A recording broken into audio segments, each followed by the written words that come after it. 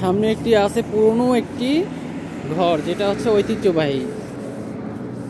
চলেন কাছে যেয়ে দেখা যাক পুরনো সেই ঐতিহ্যবাহী ঘরটি।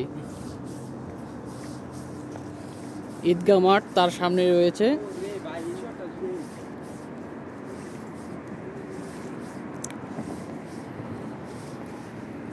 এটি হচ্ছে আমাদের কবরস্থানের মূল ওয়াল বাউন্ডারি, আর এই হলো সেই ঐতিহ্যবাহী জায়গাটি।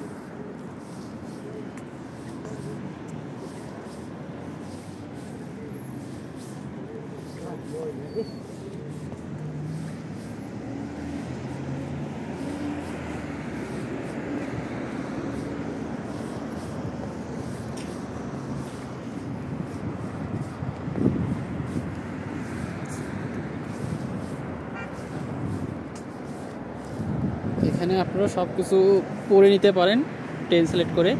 আর এটি রয়েছে সেই পুরনো আমলের সেই আগের ঘরটি, কত সুন্দর দরজা জানলা, জায়গাটা দেখতে আসলে অসাধারণ লাগে।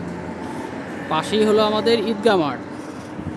এই ঈদগাহ ময়দানে প্রায় আমাদের ঈদের নামাজগুলো হয়, সাথে জানাজা সব কিছু এখানেই করা হয়। জায়গাটি দেখেন, একটু অসাধারণ একটি জায়গা।